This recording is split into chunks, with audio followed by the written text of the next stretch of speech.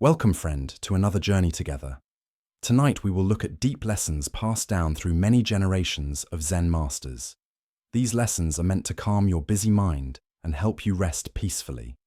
Feel free to share what time it is and where you are listening from.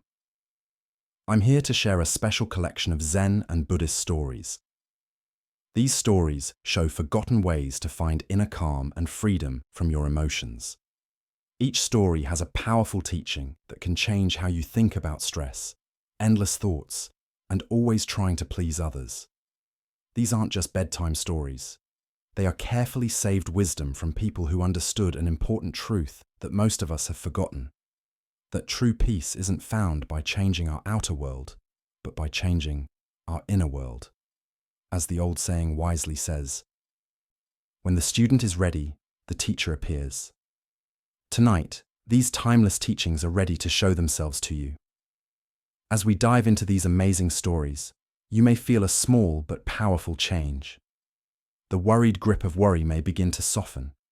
The constant hum of your thoughts may start to fade. You'll find yourself gently moving into a state of deep understanding and peaceful rest. So settle in deeply now. Let your body relax into whatever is holding you. Take one mindful breath with me. And as you breathe out, know that you are about to receive teachings that have been waiting for you for a long time. Let us explore a story about how we see things and what is real. In ancient Japan, during a time when cherry blossoms painted the land in soft pink colors, there lived an empress who had deeply studied Zen. Her palace was filled with amazing treasures, but it showed her spiritual practice through its simple beauty and peaceful feeling. The empress had asked a famous artist to create a special screen for her private meditation room. The artist, understanding the empress's fine taste and spiritual depth, painted a breathtaking winter scene. Snow-covered mountains stretched across the silk panels, their peaks touched with pale morning light. A group of wild geese flew gracefully across the scene, their wings captured mid-flight against a delicate sky that seemed to shimmer with life itself. When the screen was finished, the empress was absolutely delighted. She would often sit before it during her meditation, finding the scene both beautiful and helpful for thinking deeply. The painted geese seemed almost alive, as if they might at any moment continue their journey beyond the edges of the silk. One afternoon, as golden sunlight came through the palace windows, the empress was sitting in quiet discussion with the respected Zen master Hogen. Their conversation wandered through different parts of Dharma and the nature of mind. The peaceful feeling was broken only by the distant sound of wind chimes and the soft rustle of silk robes. "Master," the empress said suddenly, her eyes turning toward the beautiful screen, "I have a question that has been puzzling me about this painting that brings me such joy. Where have the geese gone?" Her question hung in the air like incense, carrying deeper meaning than its simple words suggested. She was not asking about the physical painting before them, but asking about something far deeper about how we see things, whether things last forever, and what is real. Where do things truly exist when they are no longer in our view? What is the relationship between the person watching and the thing being watched? Master Hogen listened to her question with the quiet attention that marked all his interactions. He did not rush to give long explanations or complicated theories. Instead, he simply raised his hands and clapped them together sharply. Clap. The sudden crisp sound cut through the peaceful silence like a temple bell. Startled by the unexpected noise, the empress jumped without meaning to, her calm momentarily broken by the immediate reality of the present moment. "You see," Master Hogen said with a gentle smile spreading across his weathered face, "they have flown away." In that single instant, understanding dawned in the empress's mind. Like sunrise breaking over mountains. The geese were never truly there on the screen in any ultimate sense, just as the sound of the clap existed nowhere before he created it, and nowhere after it faded. Her attachment to the painted image, her question about their location, dissolved completely in the sudden, undeniable reality of that present moment sound. Buddha's wisdom reminds us, All things that change are temporary. Work out your salvation with hard work. The heart of this lesson lies in understanding the basic nature of how we see and experience things, and how we create suffering through our attachments to mental pictures. Why do we become so attached to images, ideas, and thoughts that we mistake them for reality itself? Zen Buddhism points to our habit of turning flowing experiences into fixed mental objects. The Empress's question about where the geese had gone revealed her subtle attachment to the painted birds, as if they had some permanent existence, separate from her seeing them. This same pattern plays out countless times in our daily lives. We become attached to memories of past experiences, treating them as if they still exist somewhere we can return to. We worry about future scenarios as if they already have concrete reality. We cling to our self-concepts, our roles, our relationships, as if they were solid, unchanging things rather than active, ever-flowing processes. Consider how often throughout your day you find yourself lost in mental pictures rather than present moment reality. You might be physically sitting in a meeting while mentally replaying a conversation that happened yesterday. You could be eating dinner while your mind creates elaborate scenarios about tomorrow's challenges. Like the Empress gazing at painted geese, we often mistake our mental images for the living reality of this moment. Zen Master Dogen taught, "Time is not separate from you, and as you are present, time does not go away." The clap of Master Hogan's hands shows this teaching perfectly. The sound didn't exist in some permanent location, waiting to be discovered. It arose spontaneously from conditions, hands meeting, air vibrating, ears receiving, and immediately returned to emptiness. This is how all experiences actually unfold, including our thoughts, emotions, and perceptions. The Buddha said, "The past no longer is. The future has not yet come, and the present moment, when looked at with attention, cannot be grasped." This teaching invites us to examine our relationship with experience itself. Rather than trying to capture and hold on to moments like painted geese on a screen, we can learn to participate fully in the flowing, active nature of reality. In Zen practice, we grow what might be called bright attention, a quality of awareness that meets each moment freshly without the filter of thinking overlay. When we hear a bird singing, we don't need to analyze where the song goes when it ends. When we taste food, we don't wonder where the flavor lives between bites. We can simply be present with the direct experience itself. Tonight, as you notice thoughts arising and passing in your mind, can you see them as temporary appearances rather than solid realities? Like the sound of Master Hogan's clap, they arise from nowhere and return to nowhere, leaving only the spacious awareness in which they appear and disappear. As the Buddha taught, holding on to anger is like grasping a hot coal with the intent of throwing it at someone else. You are the one who gets burned. Whether we're grasping hot coals or painted geese, the suffering comes not from the objects themselves, but from our attempt to hold on to what is naturally fluid and temporary. Our next story reveals the profound teaching that emerges when the thinking mind reaches its absolute limits. This is Kyogen's riddle of the man hanging from a tree branch by his teeth, alone. In a monastery, where morning mist drifted through bamboo groves and the sound of meditation bells marked the gentle rhythm of monastic life, the Zen master Kyogen regularly challenged his students with puzzling questions designed to push their understanding beyond ordinary thinking. Unlike school problems that could be solved through analysis and reasoning, these koans were specifically crafted to exhaust the thinking mind and open doorways to direct insight. One particular morning, as monks gathered in the meditation hall for their daily Dharma talk, Master Kyogen presented them with an unusual scenario. His voice carried the authority of deep practice, yet maintained the playful quality of someone who understood that the most profound truths often appeared in the most unexpected forms. "I want you to imagine," Kyogen began, his eyes scanning the assembled monks, "a man who finds himself hanging from a high tree branch. But this is no ordinary situation. He is suspended entirely by his teeth, gripping the branch with only his mouth. His hands cannot reach any other branches for support. His feet dangle freely in the air, unable to touch the trunk or find any foothold whatsoever. The monks listened closely, imagining this dangerous situation. They could almost feel the man's desperation, the strength required to maintain such a grip, the terror of the inevitable fall. Now, Master Kyogen continued, his voice taking on a more serious tone, imagine that just as this man hangs there in this impossible position, a traveller walks beneath the tree. This traveller looks up and asks the hanging man a question, the most important question in all of Zen Buddhism. What is the meaning of Bodhidharma coming from the West? The question hung in the air, like the imaginary man hung from the branch.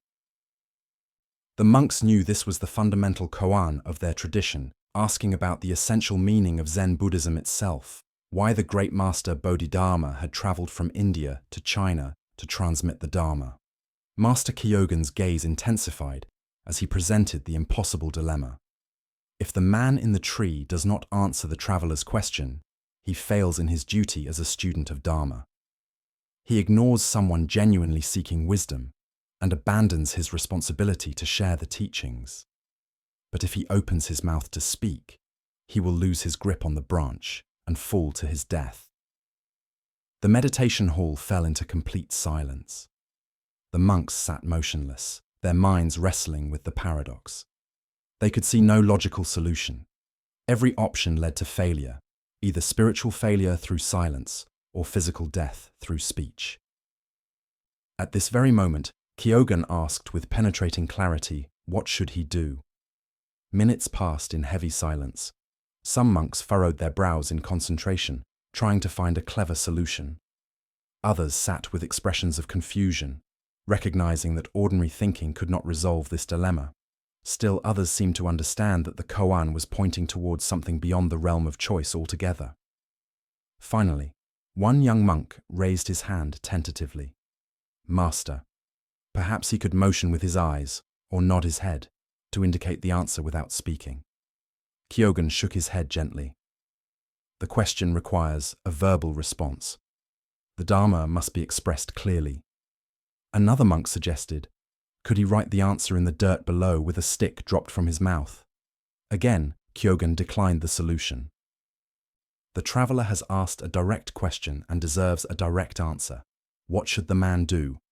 The monks continued to struggle, proposing various clever solutions, but each was met with the same gentle refusal from their master. Gradually, they began to understand that this was not a problem to be solved through cleverness or sideways thinking. The koan was designed to lead them to a place beyond the choosing mind altogether. As the Buddha observed, the mind is everything. What you think, you become. This ancient wisdom illuminates the deeper teaching embedded in Kyogen's impossible scenario.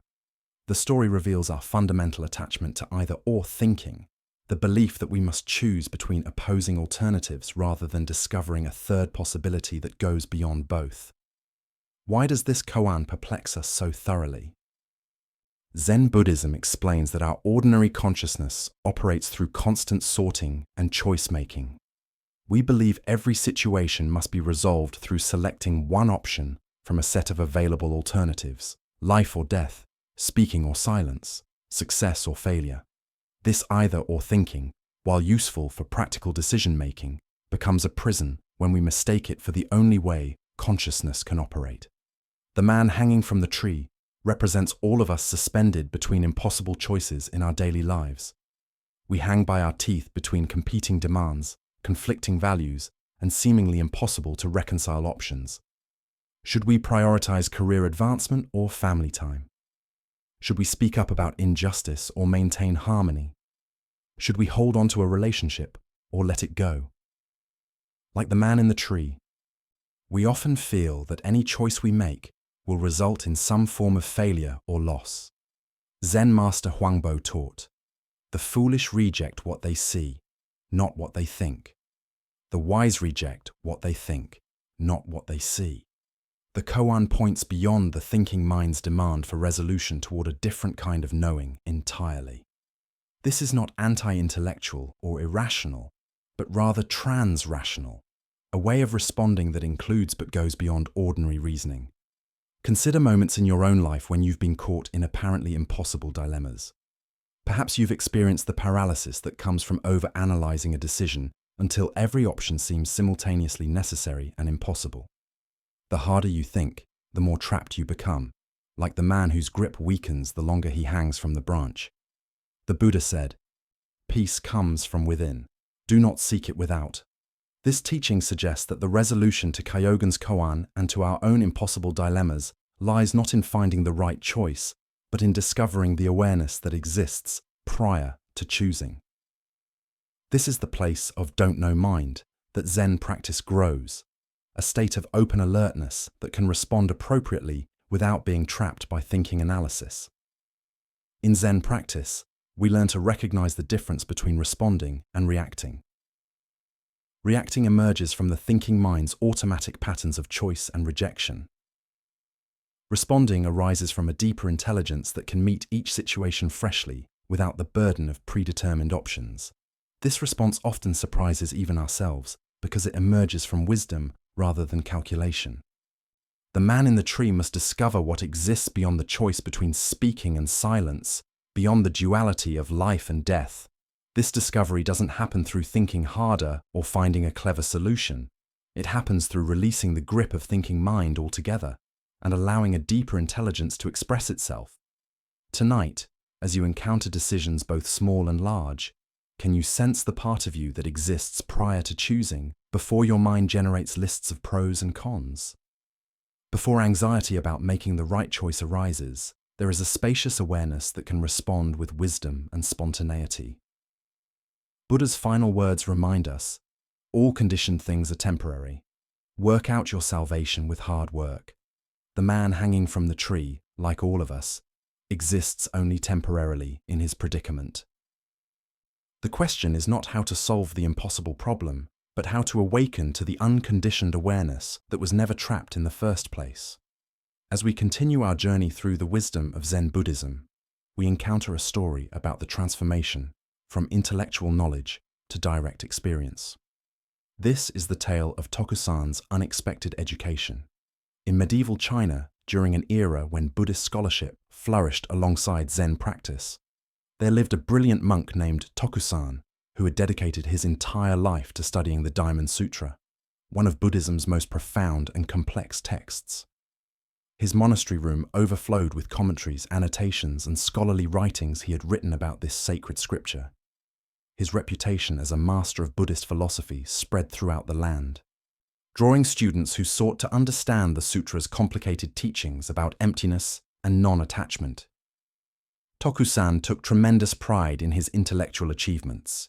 He could recite vast passages from memory, explain the most subtle philosophical points, and debate the finest details of interpretation with other learned monks. In his mind, he had understood the deepest meanings of the Buddha's wisdom through years of careful study and analysis. When news reached him about the growing influence of Zen schools in southern China, Tokusan was both curious and skeptical. These Zen practitioners claimed that enlightenment could be attained through direct experience rather than scriptural study. They suggested that the true Dharma was transmitted from mind to mind beyond words and letters. To Tokusan, this seemed not only arrogant but potentially dangerous. How could anyone claim to understand Buddhist truth without mastering the sacred texts?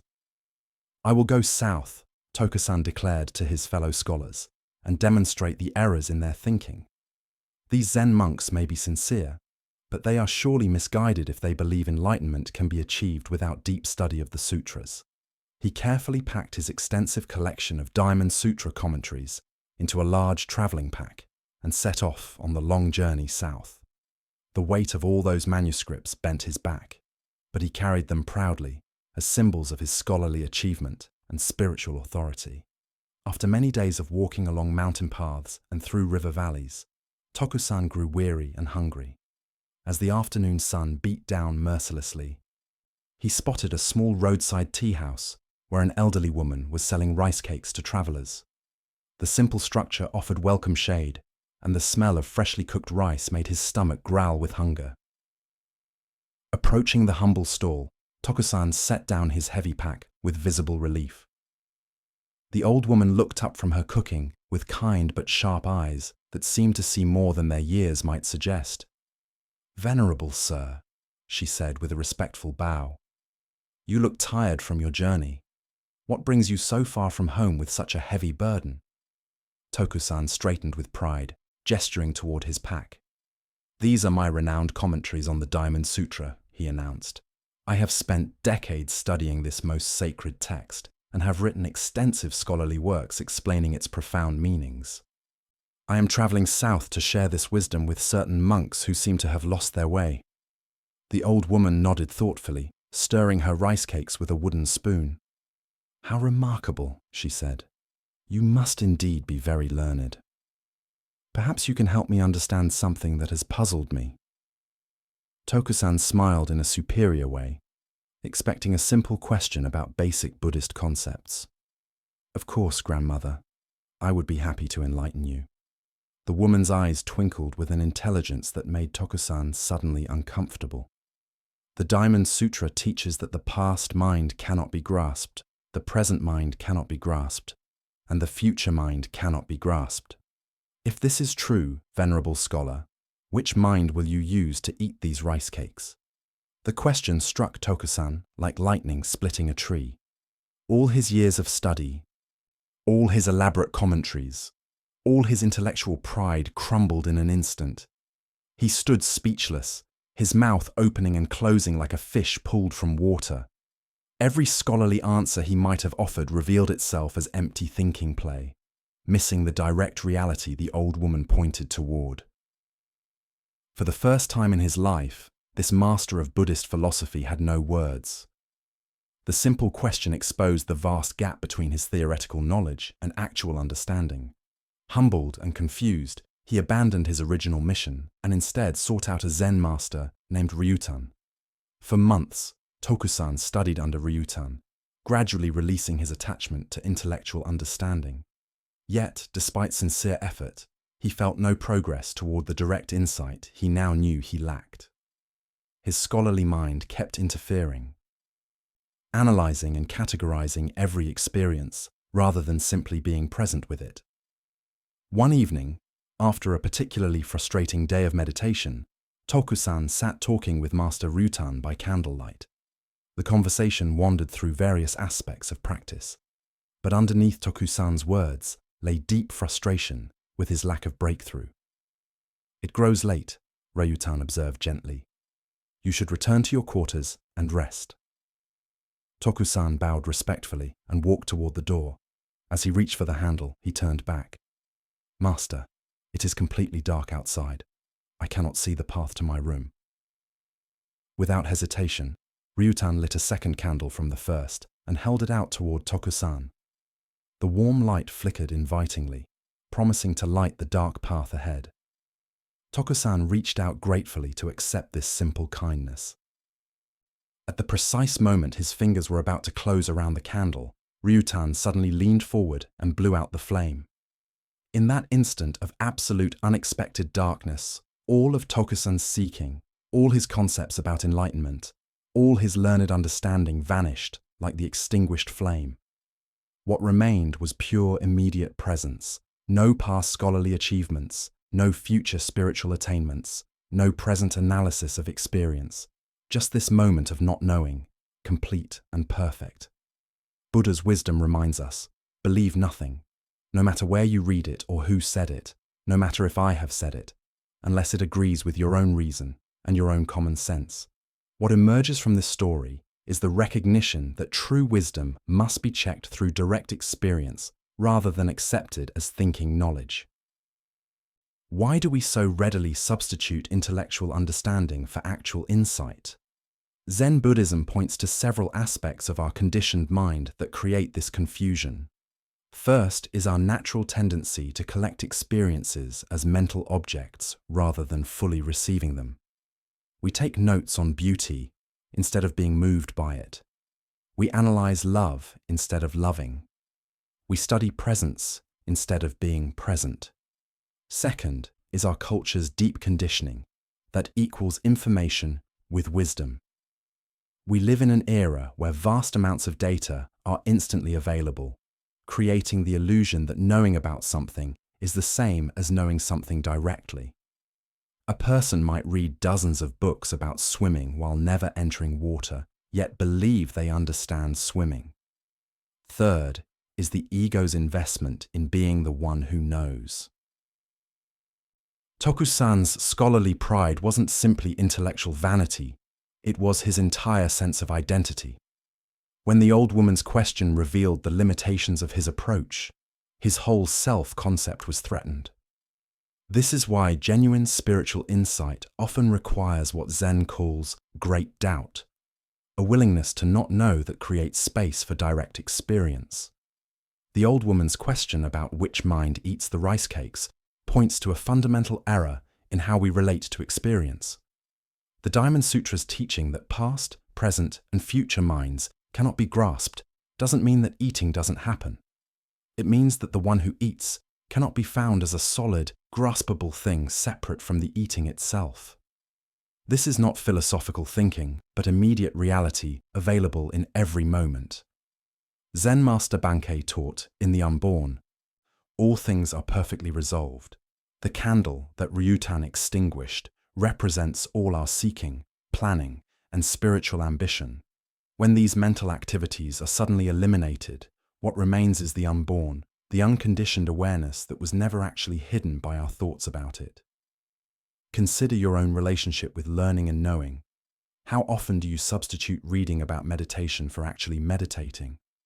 How frequently do you analyze emotions instead of feeling them fully? Can you sense the difference between knowing about love and the direct experience of loving? The Buddha said, 3 things cannot be long hidden: the sun, the moon, and the truth. Truth doesn't hide behind concepts or reveal itself through scholarly analysis. Like the sun, it lights everything directly and immediately. Tokusan's enlightenment came not through gathering more knowledge, but through the sudden elimination of the one who was trying to know. Tonight, as you prepare for sleep, can you set aside everything you think you know about rest and simply experience the direct reality of your body relaxing? Like Tokusan accepting Ryutan's candle, can you receive each moment without immediately analyzing or categorizing it? As the Buddha taught, it is better to travel well than to arrive. The journey from intellectual knowledge to direct wisdom doesn't end with a final destination where we possess enlightenment like a diploma. Instead, it's an ongoing process of meeting each moment with fresh awareness, allowing experience to teach us what no book can convey. Let us now turn to a tale about patience, presence, and the paradox of mastery.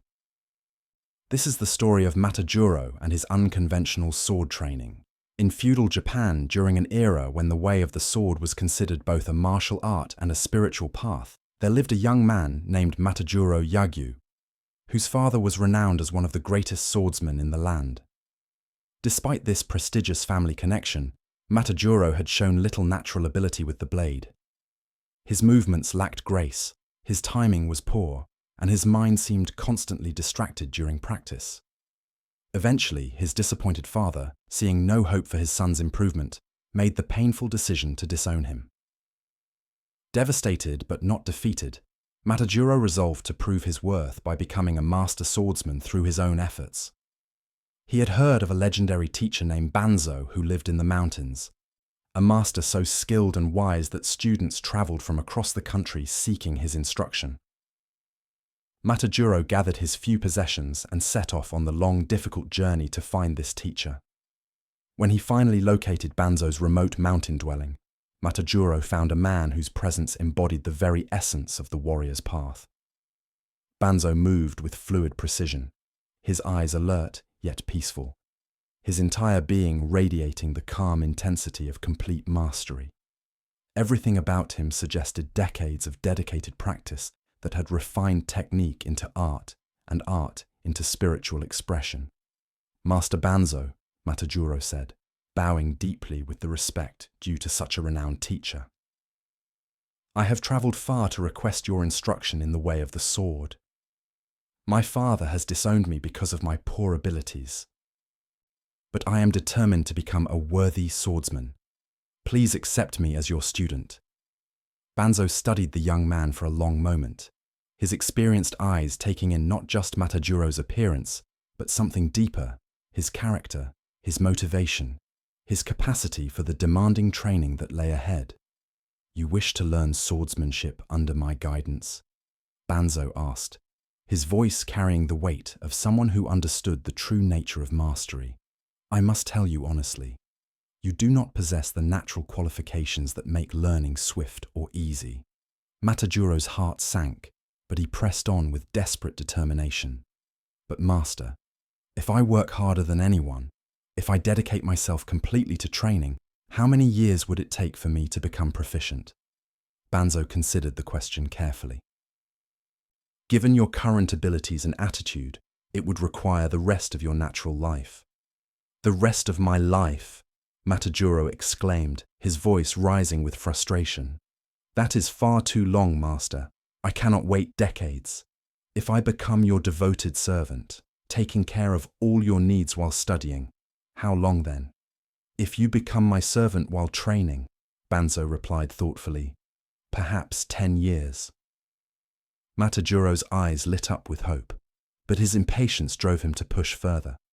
10 years is still very long, Master. My father grows older each day, and I wish to prove myself while he still lives. If I train even more intensively, practicing day and night with complete dedication, how long would mastery take then?" Banzo's expression grew more serious. "If you approach training with such urgency and intensity, it would require at least 30 years. Matajuro stared at his potential teacher in complete bewilderment. "Master, I don't understand. First you said a lifetime, then 10 years, now 30 years. Why does the time increase when I offer to work harder?" Banzo smiled with the patient wisdom of someone who had seen countless eager students make the same fundamental error. "The answer is simple, young man. A person who is in such a desperate hurry to achieve results is someone who will learn very slowly indeed. Impatience is the greatest obstacle to mastery." Finally understanding that his very urgency was the barrier to his progress, Matajuro humbly agreed to Banzo's terms. "I accept your conditions, Master. I will study under you for as long as necessary without attachment to timeline or outcome." However, Banzo's first instructions surprised him completely.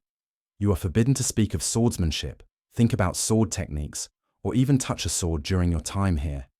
Your only duties are to serve as my attendant, cook my meals, wash the dishes, clean the house, tend the garden, and maintain the grounds." For 3 long years, Matajuro performed these mundane tasks, while watching his dream of sword mastery seem to slip away. He cooked rice, swept floors, and pulled weeds, while other students practiced forms and sparred with wooden swords. His hands, once eager to grip a blade, grew calloused from domestic work. His mind, previously filled with visions of martial glory, gradually settled into the simple rhythms of daily service. Then, one ordinary afternoon, while Matajuro was washing dishes behind the house, Master Banzo crept up silently and struck him powerfully across the shoulders with a wooden practice sword. The blow was swift, unexpected, and painful. Before Matajuro could react or even understand what had happened, Banzo disappeared. From that moment forward, Matajuro's life transformed completely. Day and night, without warning, Banzo would appear from behind trees, around corners, or through doorways, delivering sudden strikes with his wooden sword. Matajuro learned to sleep lightly, eat quickly, and work with constant peripheral awareness. Every moment became a test of alertness and responsiveness. Initially, Matajuro tried to anticipate Banzo's attacks through careful observation and logical prediction, but the master's timing was completely unpredictable, sometimes striking twice in 1 hour, sometimes waiting 3 days between attacks. Gradually, Matajuro stopped trying to think his way to safety and instead developed an intuitive sensitivity to his surroundings. This constant training in presence and awareness lasted for several more years. Matajuro learned to sense approaching danger not through analysis, but through direct perception.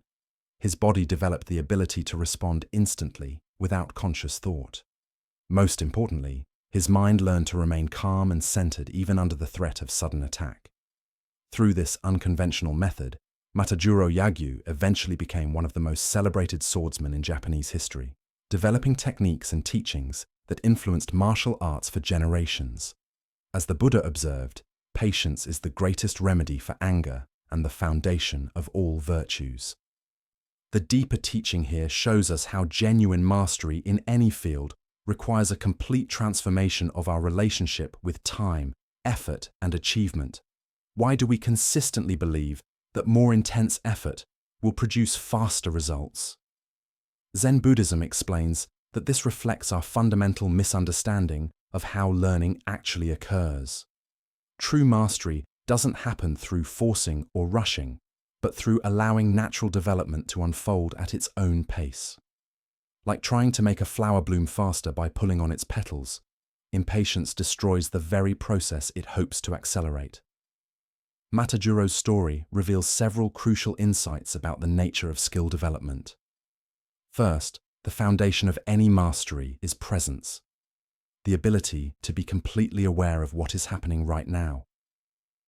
All his years of mundane service were actually training in this fundamental capacity. By learning to be fully present while washing dishes or tending gardens, he developed the alert awareness essential for martial arts. Second, true learning happens below the level of conscious effort. When Matajuro stopped trying to anticipate Banzo's attacks through mental strategy and instead developed intuitive responsiveness, he accessed a deeper level of intelligence.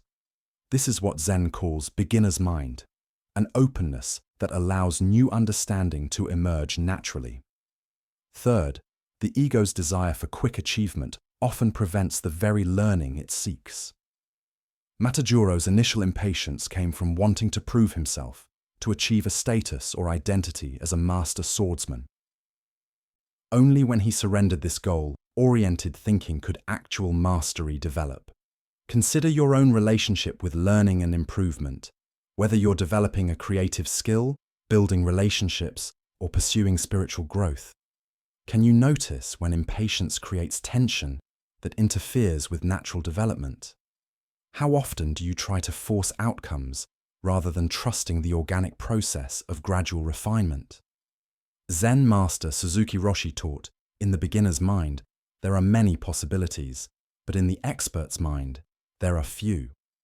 Banzo's unconventional teaching method kept Matajuro in beginner's mind for years, preventing him from hardening into premature habits or limited approaches to swordsmanship. The Buddha said, "Everything arises and passes away. When you see this, you are above sorrow." This teaching applies directly to our impatience with learning. When we truly understand that all skills develop gradually, through countless small improvements, we can release our attachment to dramatic breakthroughs and instead appreciate the subtle progress that happens moment by moment. Banzo's surprise attacks weren't random acts of aggression, but carefully designed invitations to presence.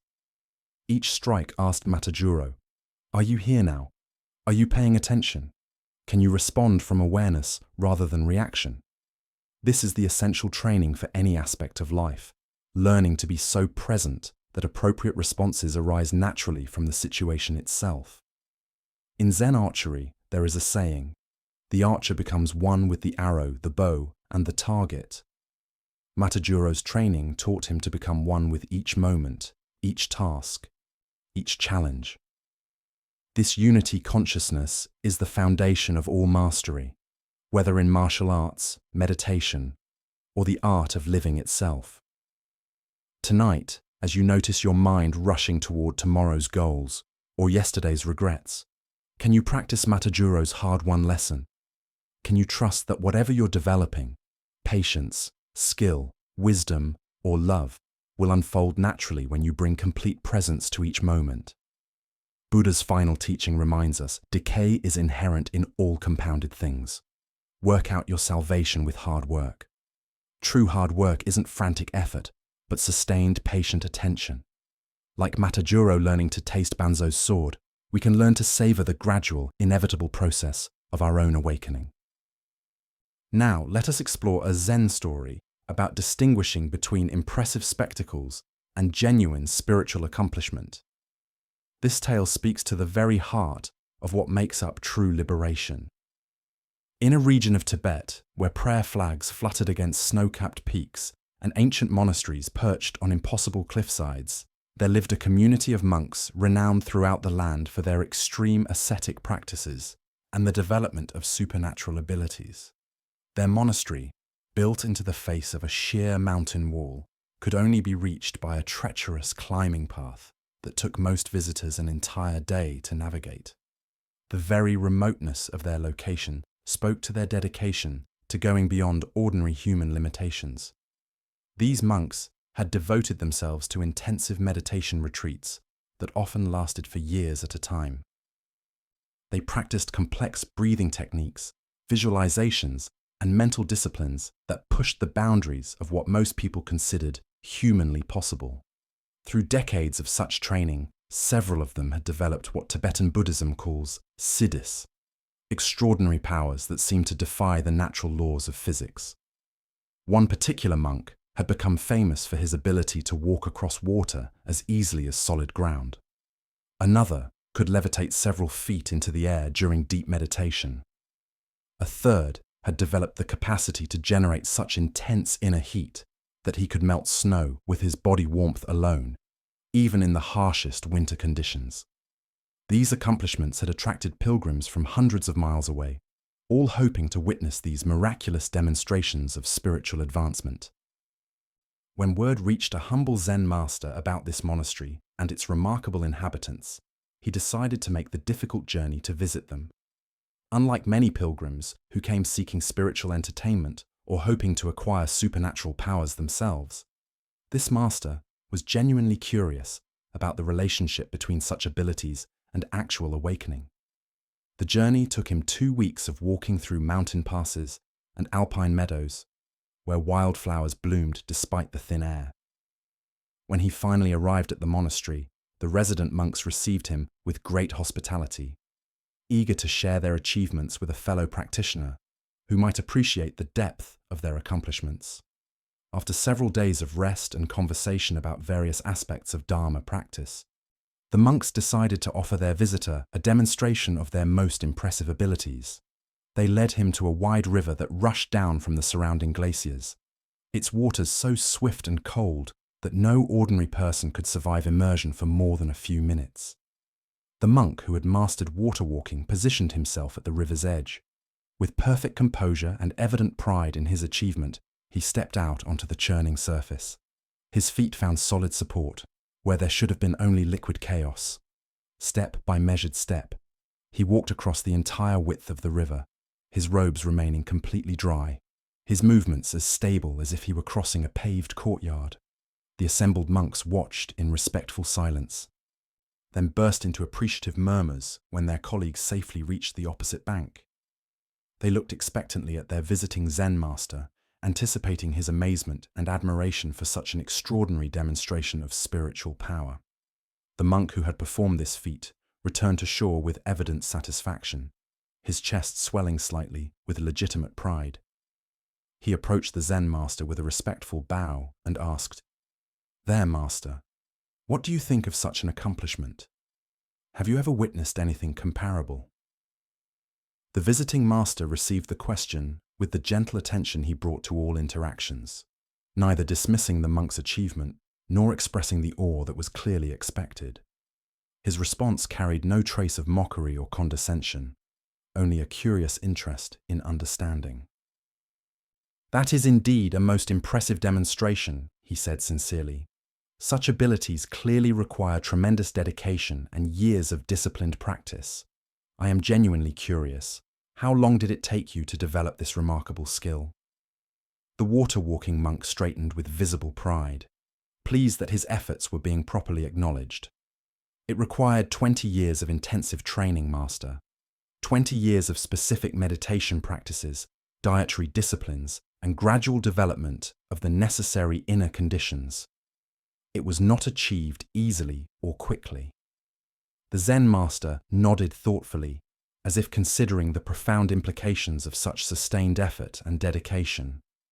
20 years, he repeated slowly. That represents an extraordinary investment of time and energy. Truly remarkable commitment. Then, with the same gentle curiosity, he reached into the simple traveling pouch he carried and withdrew a small worn coin. Holding it up so all the monks could see it clearly, he continued, "You know, when I was walking through the village at the base of your mountain yesterday, I met an old ferryman who operates a small boat on this very same river." The monks listened closely, unsure where this observation was leading. "This kind gentleman," the master continued, examining the modest coin in his palm, "will transport anyone across these same waters for just this one small coin. The journey takes perhaps 5 minutes, and he's been providing this service to travelers for many years." The simplicity of this statement settled over the gathering like morning mist. The master's words carried no judgment or criticism, yet they illuminated something profound about the relationship between spiritual accomplishment and practical wisdom. "I find myself wondering," he concluded gently, "about the difference between developing extraordinary abilities and cultivating genuine liberation. Both require great effort, but perhaps they lead to very different destinations." The monks stood in contemplative silence, each processing the implications of this unexpected perspective. The water-walking monk in particular seemed to be reconsidering not just his demonstration, but the entire framework within which he had understood his spiritual development. Buddha's wisdom reminds us, the way is not in the sky, the way is in the heart. This ancient wisdom illuminates the essential distinction between spectacular spiritual achievements and the simple, profound liberation that comes from understanding our true nature. Why are we so consistently impressed by extraordinary abilities while overlooking the miracle of ordinary presence? Zen Buddhism points to several aspects of human conditioning that create this misplaced focus. First is our natural tendency to be captivated by the unusual and dramatic while taking the everyday for granted. We notice the person who can levitate, but ignore the wonder of our own breathing. We're amazed by telepathy, but miss the miracle of genuine communication between hearts. Second is the ego's fascination with accumulating spiritual accomplishments as if they were material possessions. The development of supernatural powers can become another form of spiritual materialism, collecting impressive abilities rather than releasing the collector altogether. This is why many wisdom traditions warn that siddhis, while possible to develop, can actually become obstacles to enlightenment if they strengthen our sense of being a special someone who possesses remarkable qualities. Third is our confusion between complexity and depth. We assume that more difficult practices necessarily lead to deeper insights, when often the reverse is true. The most profound spiritual truths are remarkably simple, so simple that we often overlook them in our search for something more elaborate and impressive. The ferryman in the story represents what Zen calls ordinary mind, the capacity to meet each situation with appropriate skillful action without needing to transcend natural laws or demonstrate supernatural abilities. His small boat accomplishes the same practical result as the monk's water walking, but with efficiency, sustainability, and service to others rather than personal achievement. Consider your own spiritual aspirations and practices. How often do you find yourself more attracted to dramatic experiences or unusual phenomena than to the simple development of wisdom, compassion, and presence? Can you notice when your practice becomes focused on acquiring special states or abilities rather than understanding what you already are? Zen master Joshu taught, "The cypress tree in the garden," meaning that enlightenment is found in ordinary reality exactly as it appears, not in escaping to extraordinary realms or developing supernatural capacities. The cypress tree doesn't need to become something other than what it is to express the Buddha nature. Similarly, we don't need to walk on water to embody awakening. The Buddha said, "Better than 1,000 hollow words is one word that brings peace."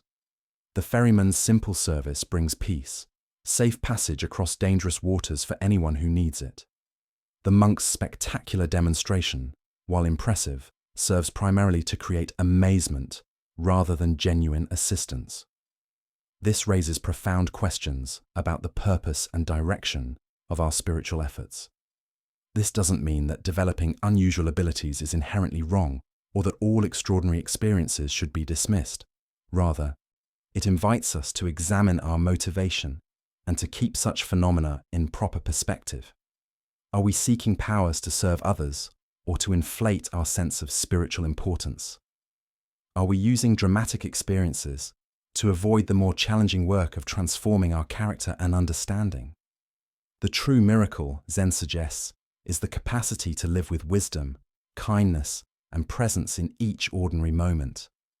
To listen deeply when someone speaks, to respond appropriately to whatever circumstances arise, to remain centered during both praise and criticism, to work for the benefit of all beings without attachment to recognition or reward. Tonight, as you reflect on your own spiritual journey, can you appreciate the extraordinary nature of your ordinary capacities? Your ability to love, to be aware, to choose kindness over cruelty. These are the real supernatural powers that transform both ourselves and our world. As the Buddha taught, thousands of candles can be lighted from a single candle, and the life of the candle will not be shortened. Happiness never decreases by being shared.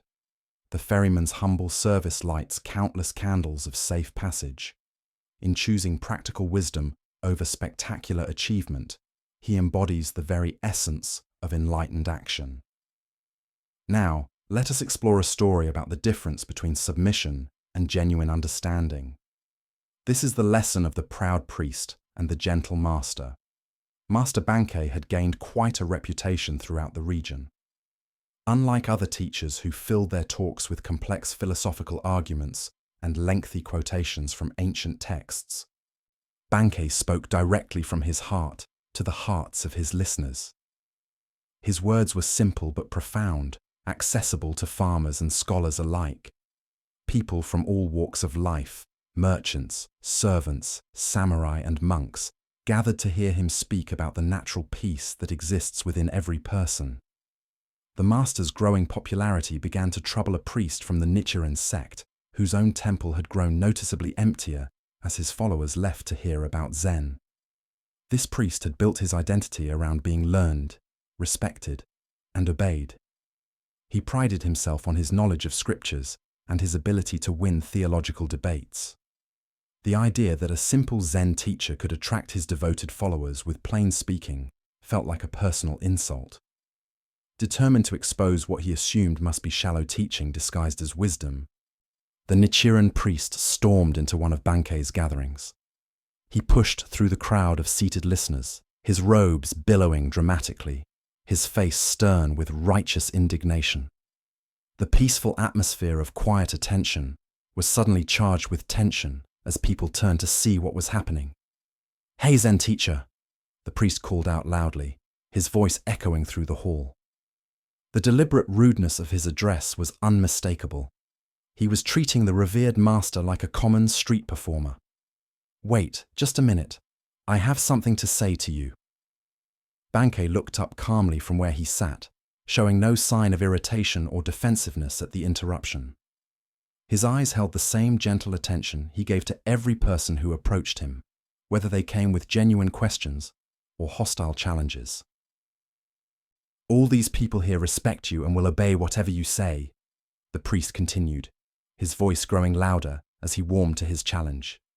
"But a man like myself does not respect you at all. Can you make me obey you? Can your so-called wisdom compel someone who sees through your simple tricks?" The crowd held its breath, expecting either an angry response or a learned rebuttal that would put this arrogant challenger in his place. Instead, Bankei smiled with what appeared to be genuine warmth and curiosity. "Please come up beside me," the master said gently, "and I will show you." The priest, feeling triumphant that he had provoked a response and confident in his ability to expose whatever manipulation was about to unfold, proudly pushed his way through the crowd to the front of the hall. He stood beside the master's simple cushion. His chest puffed out with self-importance, ready to demonstrate his independence from this supposed authority. "Thank you," Bankei said with the same gentle smile. "Now we might hear each other better if you come over to my left side. Please step over here." Without thinking, the priest moved to Bankei's left side. It seemed like a reasonable request after all. "Actually," Bankei continued thoughtfully, "perhaps we could speak more clearly if you were on my right side instead. Would you mind stepping over there?" Again, the priest complied automatically. It was such a small, sensible adjustment that he didn't even notice he was following instructions.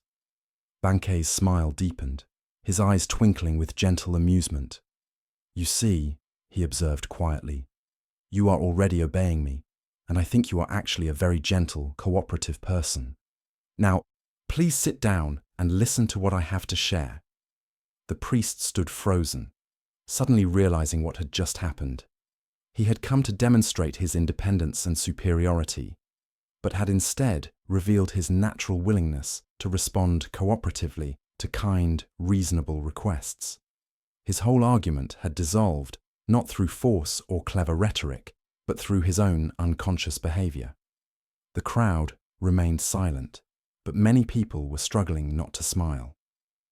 They had witnessed something remarkable, not a defeat or humiliation, but a gentle revelation. The master had shown that true influence comes not from demanding obedience, but from inviting natural cooperation. The priest felt his anger and arrogance melting away, replaced by something he hadn't expected: curiosity. How had this simple man accomplished what felt like magic? How had he transformed a hostile confrontation into a moment of mutual understanding without ever raising his voice or asserting his authority? Still somewhat dazed by the experience, the priest sat down. As Bankei began to speak again, the words seemed to bypass his analytical mind and speak directly to his heart. For the first time in years, he listened not to find flaws or prepare counter-arguments, but simply to hear what was being offered. Buddha's wisdom tells us, true obedience is not blind submission, but conscious harmony.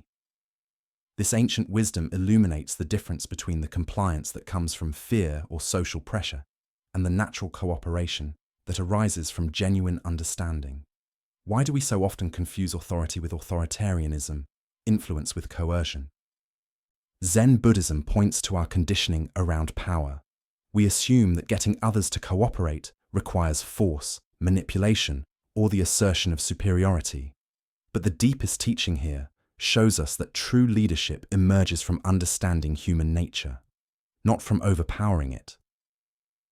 The priest came expecting to encounter someone who would try to dominate him, because that was the only model of authority he knew.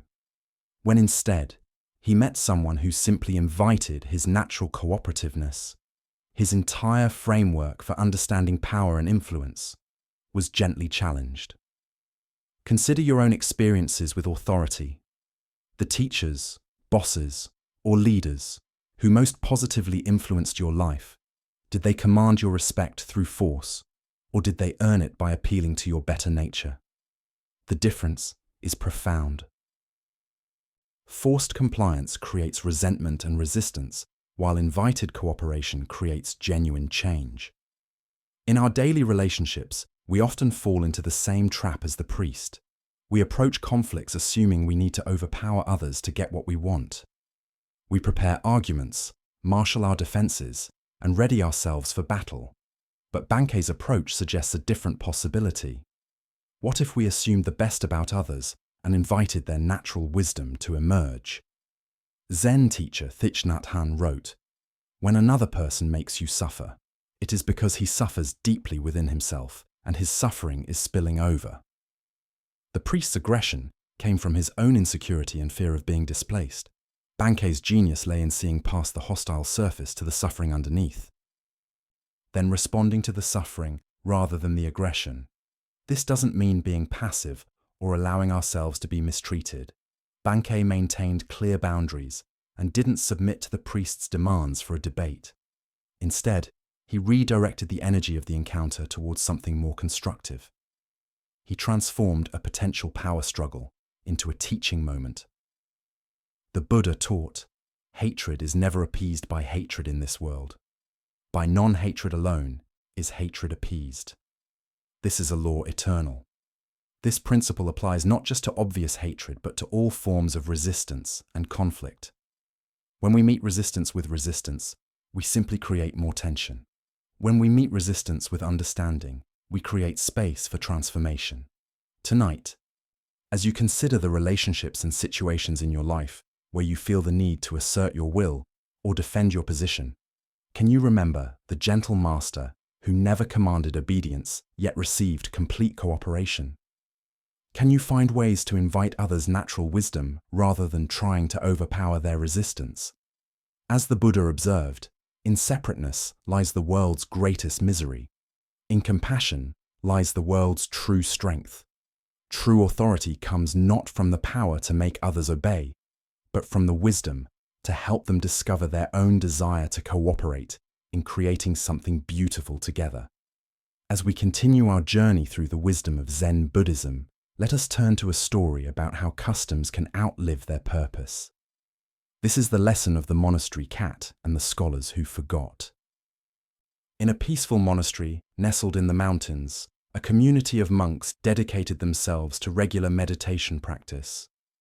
Every evening, as the sun set behind the peaks and shadows grew long across the temple grounds, they would gather in the meditation hall for their most important practice session of the day. This was a time of deep silence and inner contemplation that had been maintained for generations. However, the monastery was also home to a particularly vocal cat who had made the temple grounds his territory. This cat had developed the unfortunate habit of appearing during the evening meditation sessions, meowing loudly, knocking over water bowls, and generally creating disturbances that made it difficult for the monks to maintain the focused attention their practice required. Night after night, the monks would attempt to settle into deep meditation, only to be interrupted by the cat's antics. Some tried to ignore the disruptions. Others attempted to gently shoo the animal away, but nothing seemed to work consistently. The cat seemed to have an uncanny ability to choose the most unfortunate moments for his loudest and most distracting behavior. Finally, the spiritual teacher who led the community decided that practical action was needed. Rather than allowing the evening practice to continue being disrupted, he instructed his students to gently capture the cat before each meditation session and tie him securely in a corner of the hall where he could do no harm. This simple solution proved effective. The cat, though present, could no longer disturb the monk's concentration. Years passed peacefully with this arrangement. The evening meditation sessions proceeded without interruption. The monks deepened their practice, and the cat seemed content enough with his restrained position during the evening hours. This became the established routine that everyone accepted as normal and necessary. When the old teacher eventually died, the monks naturally continued all the practices he had established, including the evening tying of the cat. After all, this had been part of their master's wisdom, a tradition he had instituted for important spiritual reasons. They didn't question whether the practice was still necessary. It had simply become an integral part of their evening routine. In time, the original cat also died, having lived a full life in the monastery. The monks, now thoroughly convinced that having a tied cat was essential to proper meditation practice, went to great lengths to acquire another cat specifically for this purpose. They searched until they found a suitable replacement and continued the tradition without interruption. Generations of monks came and went, each learning from their predecessors that tying a cat during evening meditation was a crucial element of their spiritual practice. None questioned why this was necessary. It was simply how things had always been done in their tradition. Centuries later, learned descendants of the spiritual teacher wrote scholarly treatises about the religious significance of tying up a cat for meditation practice. They developed elaborate theories about the symbolic meaning of the restrained cat, its representation of taming the wild mind, and its importance in creating the proper spiritual atmosphere for contemplation. Buddha's wisdom teaches us, Do not believe in anything simply because you have heard it. Do not believe in traditions because they have been handed down for many generations. This tale unveils how easily practical solutions can transform into meaningless rituals when we stop questioning their original purpose. Why do we continue practices long after their usefulness has ended simply because they've become traditional? Zen Buddhism emphasizes the importance of understanding the spirit behind forms, rather than blindly following inherited customs that may no longer serve their intended function. The original teacher's decision to tie the cat was purely practical, a simple solution to a specific problem. But over time, this practical measure became ritualized, then sacralized, then analyzed as if it contained profound spiritual meaning that had always been intentional.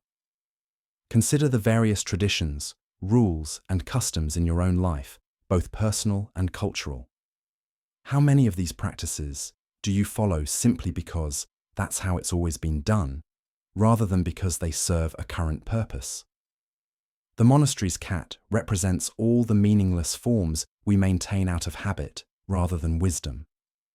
This teaching applies to spiritual practices, workplace procedures, family traditions, and social customs.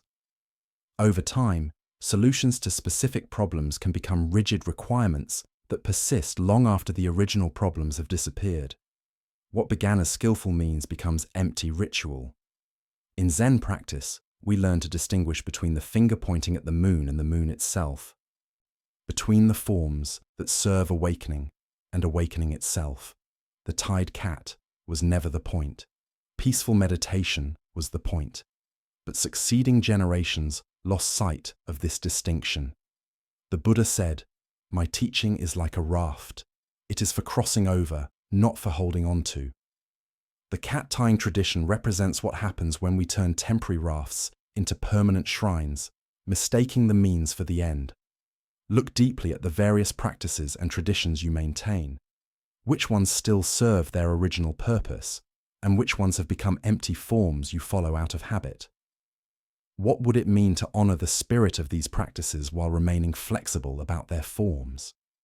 The scholars who wrote treatises about the cat's religious significance weren't intentionally creating false doctrine.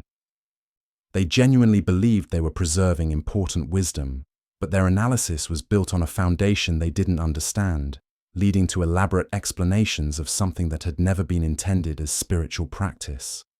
Tonight, as you consider the various routines, traditions, and practices in your life, can you remember the original cat and the practical problem it solved?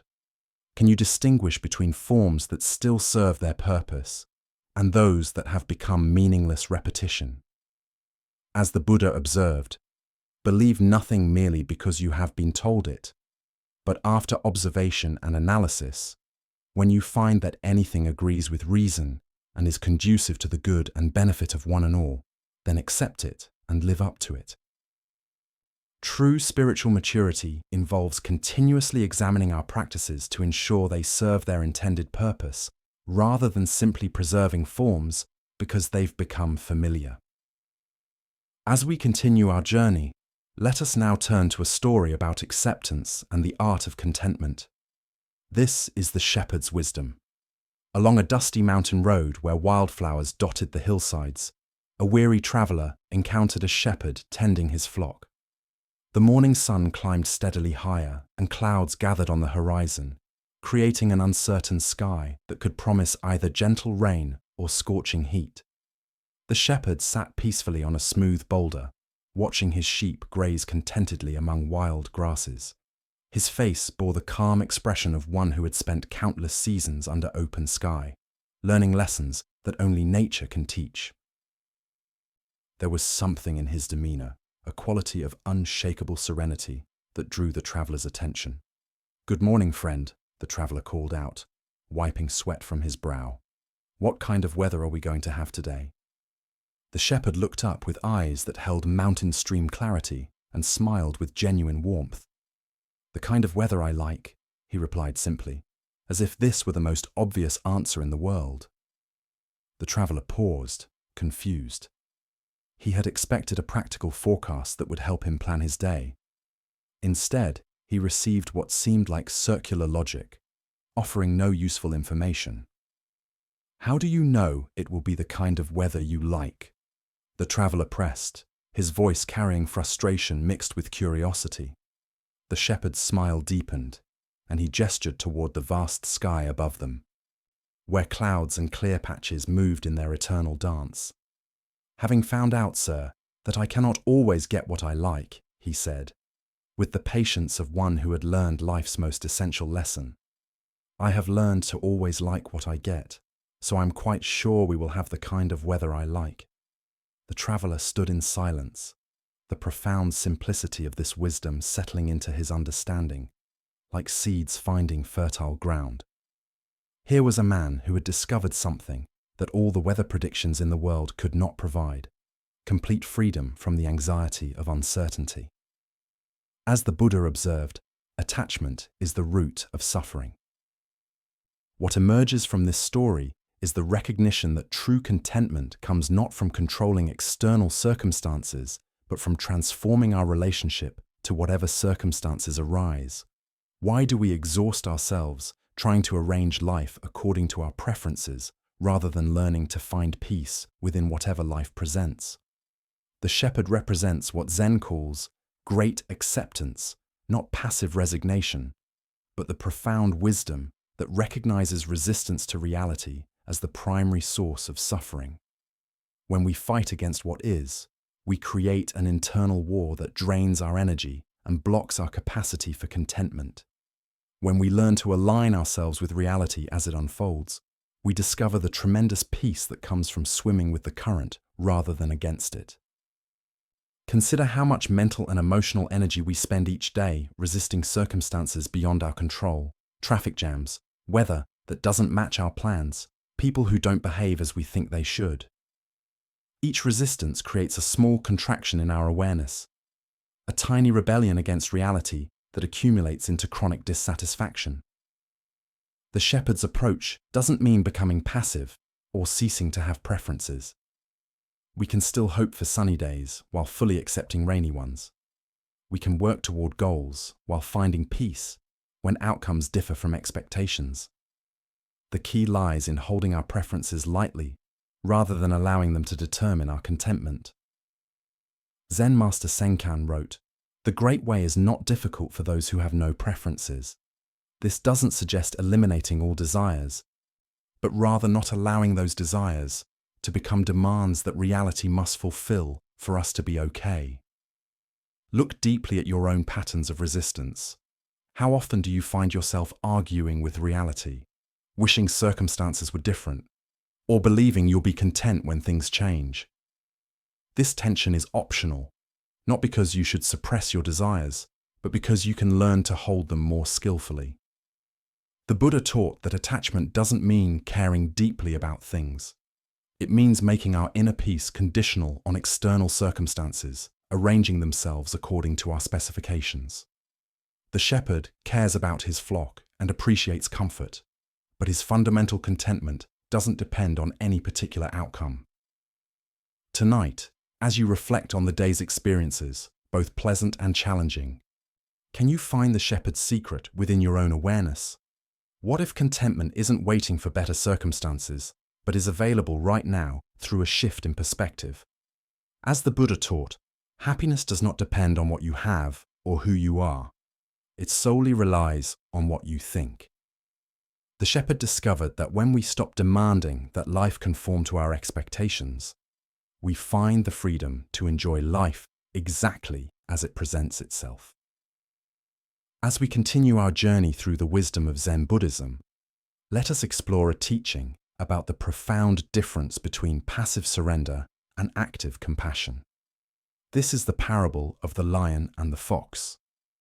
In a land where drought had lasted many months and both humans and animals struggled to find sustenance, there lived a man whose heart burned with spiritual longing. Every day he prayed with desperate intensity, asking for the awareness and wisdom that would bring success to his life. His prayers were sincere but filled with anxiety, for he had tried many approaches to prosperity, various jobs, different strategies, numerous plans, Yet nothing had brought him the security and fulfillment he sought. His frustration grew as his resources dwindled and his situation became increasingly precarious. There must be some secret to life that I'm missing, he thought. Some spiritual principle that once understood will unlock the doors to abundance and peace. One night, after hours of fervent prayer, he fell into a deep sleep and began to dream. In his dream, a voice spoke to him with crystal clarity. Go into the forest tomorrow morning. There you will find the understanding you seek. The man woke with his heart pounding with excitement and hope. This felt different from ordinary dreams. The voice had carried such authority, such certainty. Without delay, he prepared simple provisions and set out at first light for the ancient forest that bordered his village. For several hours, he wandered among towering trees and winding paths, his eyes searching for some sign, some teacher, some revelation that would provide the answers to his prayers. The morning air was cool and fragrant with wild flowers, but his anxiety made it difficult to appreciate the natural beauty surrounding him. As midday heat began to build, exhaustion forced him to rest beside a small stream. He sat on a smooth boulder, wondering if he had misunderstood the dream's message, when movement caught his eye between two large rocks in a shaded alcove nearby. To his amazement, he discovered a fox lying peacefully in the cool space. But this fox had no legs. Where its limbs should have been, there were only healed scars.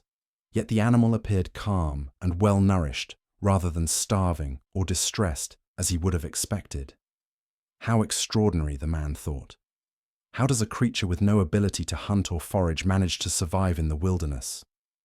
Curious and sensing this might be connected to his spiritual quest, he concealed himself and waited to see what would happen. As the sun began to set, painting the forest in golden light, he heard heavy footsteps approaching through the underbrush. A magnificent lion emerged into the clearing, carrying fresh meat in its powerful jaws. Without any apparent reason or expectation of return, the lion gently placed the meat directly in front of the legless fox and then disappeared back into the forest. The man's heart leaped with understanding. "Ah," he exclaimed silently, "now I see the secret to success in life. The answer is complete surrender and trust. I don't need to struggle and strive and worry about providing for myself. All I need to do is have faith that the universe will take care of all my needs. God will provide everything, just as the lion provides for the fox. My role is simply to trust and receive." Filled with this new spiritual insight, the man returned home and immediately began practicing what he believed he had learned. He stopped seeking work, stopped making efforts to improve his situation, and instead spent his days in prayer and meditation, waiting for providence to supply his needs, as it had for the legless fox. Days passed, then weeks. His food stores depleted, his strength began to fade, and his situation became desperate. Yet he maintained his faith that his surrender would be rewarded, that his trust would be vindicated by divine intervention. 2 weeks into this experiment, weak from hunger and beginning to doubt his interpretation, the man had another vivid dream. The same authoritative voice that had sent him to the forest now spoke again, but this time with a tone of gentle correction. "Fool," the voice said, not with cruelty, but with compassionate clarity. "Be like the lion, not like the fox."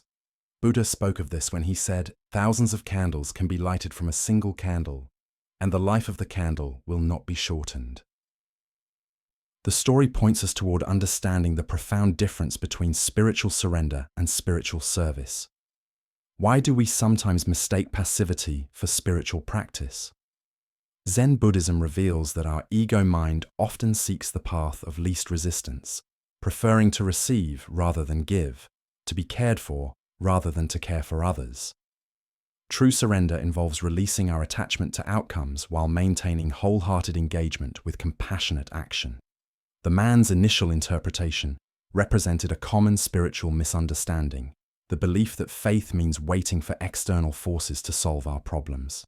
But genuine spiritual maturity involves recognizing our responsibility to be the hands and heart through which compassion flows into the world. look deeply at your own relationship to giving and receiving. Are there areas where you've been waiting for others to provide what you could offer yourself? Perhaps waiting for someone else to create the community you long for, to start the project you've envisioned, or to show the kindness you wish to see in the world. This ancient wisdom illuminates the difference between victim consciousness and co-creator consciousness. The fox, through no choice of its own, required care and received it through the lion's generosity. But humans possess capacities the fox lacks: intelligence, creativity, the ability to plan and provide not only for ourselves, but for others who truly cannot provide for themselves. The deeper teaching here shows us that spiritual awakening doesn't exempt us from worldly responsibility, but transforms how we engage with it. True faith isn't passive waiting, but active participation in the web of interdependence that connects all beings. We are called to be both lion and fox, receiving grace when we genuinely need it, offering strength when others require our support. Consider the people in your life who might be in the fox's position through circumstances beyond their control: illness, age, disability, or temporary crisis. And consider the areas where you have lion-like capacities, skills, resources, energy, or opportunities that could serve others' well-being. Zen Master Dogen taught, to study the Buddha way is to study the self. To study the self is to forget the self. To forget the self is to be actualized by myriad things. This teaching points toward the natural movement from self-preoccupation to selfless service that marks spiritual maturity. The man's transformation from seeking to be cared for to recognizing his calling to care for others represents the shift from spiritual materialism to genuine Dharma practice. Instead of using spirituality to get what we want, we begin using our gifts to give what others need. In Zen practice, we cultivate what's called the Bodhisattva ideal, the aspiration to work for the liberation of all beings rather than seeking only our own comfort and security. This doesn't mean we neglect our genuine needs, but that we hold them within the larger context of universal well-being. The Buddha said, "If you light a lamp for somebody, it will also brighten your path." Often the success and fulfillment we seek comes not through focusing on our own needs, but through dedicating ourselves to serving something greater than our personal concerns. This teaching challenges us to examine our motivations for spiritual practice itself. Are we seeking enlightenment as a form of ultimate self-improvement, or are we cultivating wisdom and compassion to better serve the world's needs? Are we praying for divine provision, or are we asking how we can become instruments of provision for others? The voice in the dream offered correction with love, not condemnation. The man's initial misunderstanding was part of his learning process, not a spiritual failure. Sometimes we need to experience our own helplessness before we can understand our power to help others. Tonight, as you consider the gifts and capacities you've been given, can you sense how they might be intended not just for your own security, but for the welfare of others? Can you feel the difference between spiritual seeking that focuses on what you can get and spiritual practice that asks what you can give? As the Buddha taught, in caring for others, you care for yourself. In caring for yourself, you care for others. The lion's generous feeding of the fox represents the natural flow of compassion that arises when we recognize our fundamental interconnection. By being the lion when we can, we ensure that others will be lions for us when we truly need their care. Now, let us explore a story about the nature of genuine assistance and the goal of true teaching. This is the encounter between the psychiatrist and the Zen master. At a gathering of professionals and spiritual teachers, a psychiatrist found himself in conversation with a renowned Zen master. The psychiatrist had built his career on helping people work through their psychological difficulties, analyzing their problems, and providing therapeutic interventions designed to improve their mental health and emotional well-being. Curious about how different approaches to helping might compare, the psychiatrist decided to ask the master a direct question that had been on his mind throughout their conversation. "I've spent years learning various techniques for helping people with their emotional and psychological struggles," the psychiatrist said. "I'm curious about your approach." "Exactly. How do you help people?" The master listened to the question with the same calm attention he brought to everything, considering not just the words, but the assumptions underlying them. After a moment of thoughtful silence, he offered a response that was both simple and profound. "I get them to a place where they can't ask any more questions," the master replied. The psychiatrist paused, uncertain whether this was meant as a serious answer or perhaps some kind of Zen riddle. "I'm not sure I understand," he said. "Surely questioning is important in any process of growth and understanding." The master smiled gently. "Questions arise from the mind that believes it lacks something. When someone reaches the place where questions naturally cease, they have found what they were truly seeking all along." Buddha's wisdom tells us, doubt everything.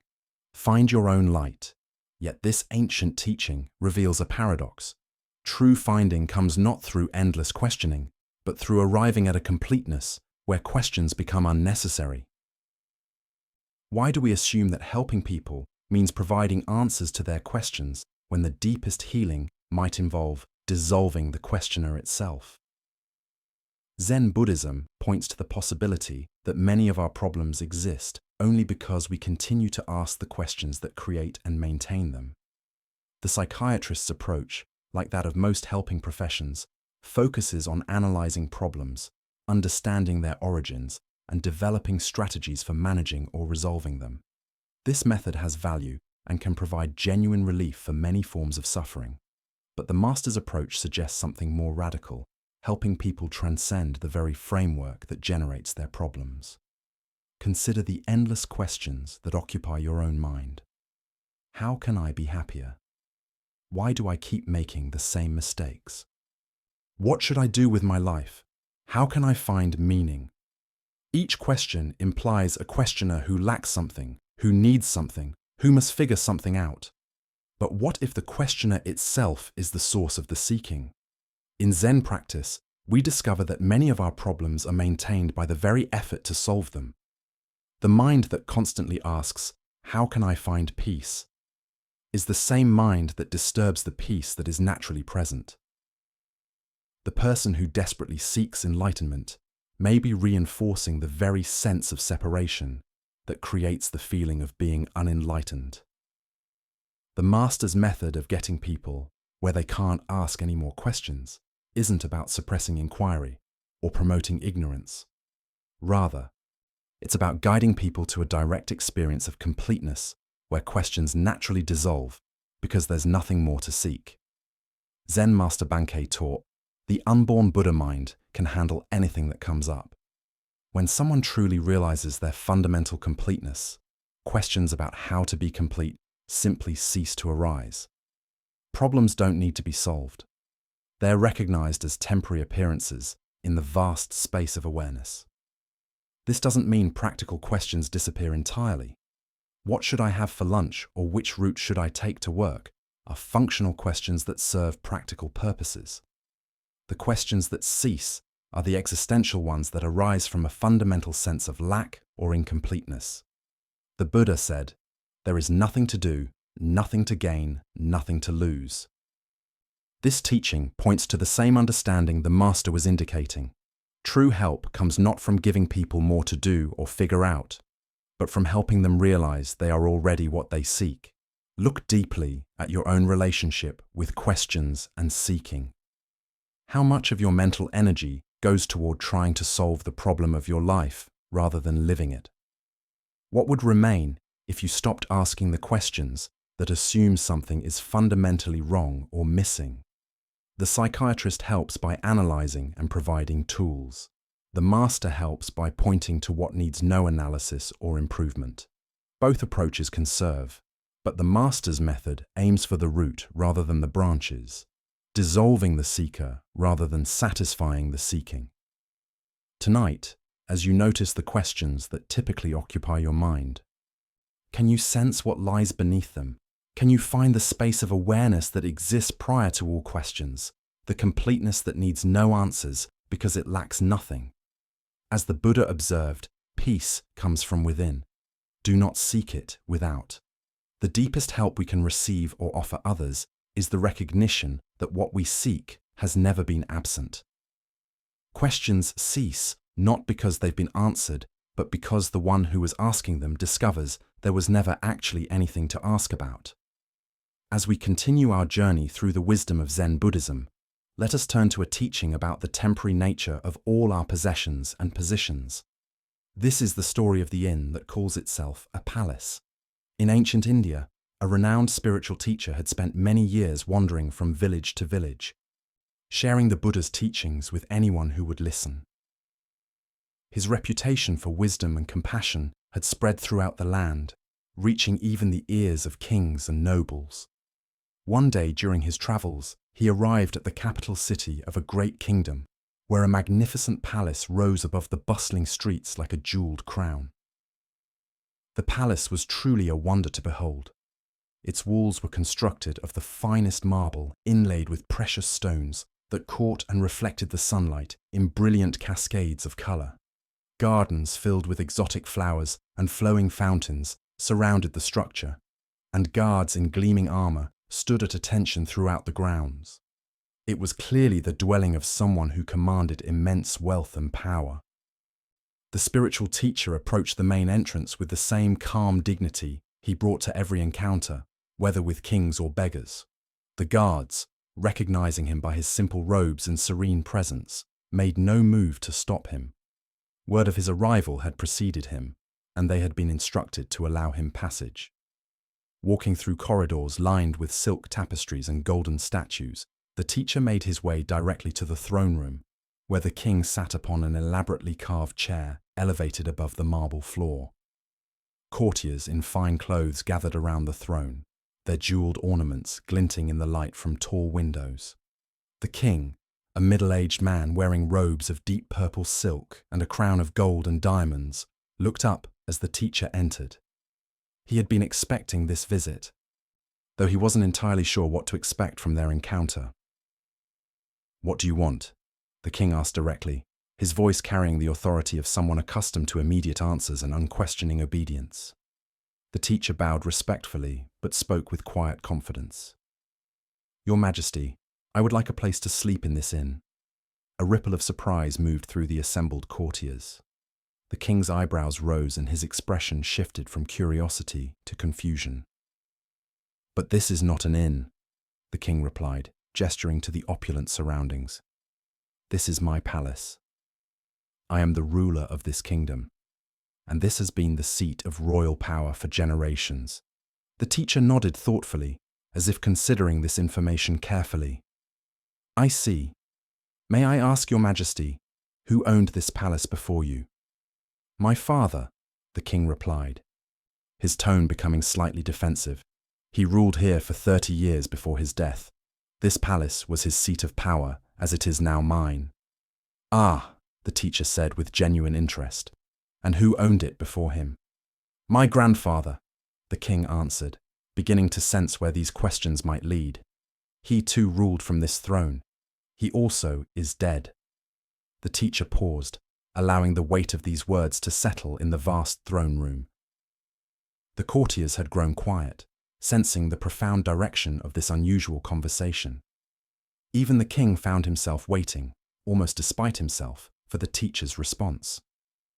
Finally, the teacher spoke with gentle clarity that seemed to fill every corner of the ornate room. "And this place where people live for a short time and then move on, did I hear you say that it is not an inn?" The silence that followed was complete. The king sat motionless on his throne, the teacher's words penetrating layers of assumption and identity he had never questioned. The courtiers remained frozen, as if witnessing something beyond their normal understanding of royal protocol and worldly power. The Buddha taught, "All conditioned things are temporary. Work out your salvation with hard work." This profound truth reveals itself in the teacher's penetrating question about the inn that calls itself a palace. Why do we cling so fiercely to possessions and positions that are by their very nature temporary? Zen Buddhism explains that our attachment to permanence creates suffering because it conflicts with the fundamental reality of impermanence. Everything we think we own, including our own bodies and identities, we hold only temporarily. Look deeply at your own experience. The house you call yours, the car you drive, the job title you carry, the bank account balance you monitor, all of these are temporary arrangements. You inhabit them for a period of time. Then move on just as others inhabited them before you, and will inhabit them after you. This doesn't mean we should become indifferent to our responsibilities or careless with our possessions. Rather, it invites us to hold them more lightly, recognizing their transient nature. The king's palace was indeed magnificent and served important functions, but it was also unmistakably an inn where occupants stayed temporarily before departing. The deeper teaching here shows us how identification with temporary roles creates unnecessary suffering. When we forget the impermanent nature of our positions, whether as parent, professional, homeowner, or even student of Zen, we create anxiety trying to maintain what cannot be permanently maintained. Consider your own attachments. Perhaps it's your professional identity, your relationships, your health, or your spiritual achievements. Each of these is precious and worthy of care, but each is also subject to change. The executive becomes retired, the parent becomes empty nester, the student becomes teacher, the healthy person faces illness. These transitions are not failures, but natural expressions of impermanence. Vietnamese Zen master Thich Nhat Hanh taught, "Thanks to impermanence, everything is possible." This teaching reframes impermanence from something to fear into something to celebrate, because nothing lasts forever. Suffering states can transform into joy. Closed hearts can open to love. And even the most entrenched patterns can shift toward wisdom. In Zen practice, we cultivate what's called non-attachment, caring deeply while holding lightly. This doesn't mean we become cold or indifferent, but that we learn to love without clinging, to work without grasping, and to enjoy without demanding permanence. The spiritual teacher's insight pierces through the illusion that any of us are permanent owners of anything. We are all temporary guests in the inn of existence, borrowing our roles and possessions for the brief time we inhabit them. This recognition can bring either despair or profound liberation depending on how we receive it. Buddha spoke of this when he said, "Everything is impermanent. Try to accomplish as much virtue as possible." This teaching encourages us not to waste our temporary time in the inn, but to use it wisely, cultivating love, wisdom, and compassion while we have the opportunity. Tonight, as you rest in your own temporary dwelling, surrounded by your own temporary possessions, can you feel the profound freedom that comes with recognizing their transient nature? Can you sense how this recognition might actually increase your appreciation rather than diminish it?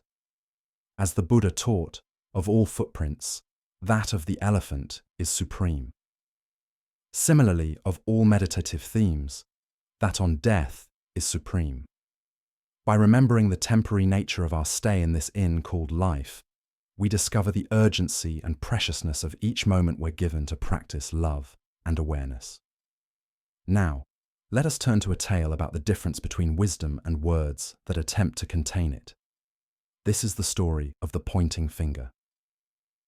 In a peaceful valley monastery, where evening mist gathered among ancient pines, a beloved Zen teacher enjoyed his daily ritual of walking with his faithful dog. The animal's joy was infectious, bounding ahead to retrieve sticks and returning with tail wagging, eyes bright with simple happiness.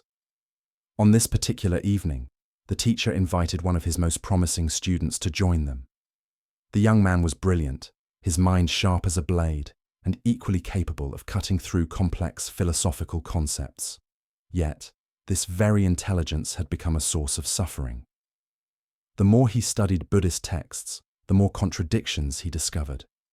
His bright mind seemed to be creating obstacles rather than clearing them. As they walked along the familiar trail, the student voiced his frustration. "Master, I struggle with contradictions in our teachings. Some texts speak of emptiness, others of Buddha nature. Some emphasize effort, others effortless being. How can these opposing instructions both be true?" The teacher listened with patient attention. He understood that intellectual brilliance could become a trap when the mind tried to grasp truth like solving a mathematical equation. Truth required a different kind of knowing altogether.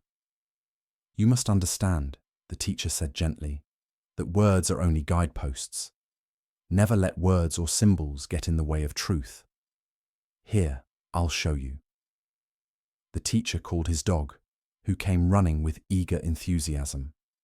The full moon hung low in the darkening sky, its silver light beginning to emerge as daylight faded.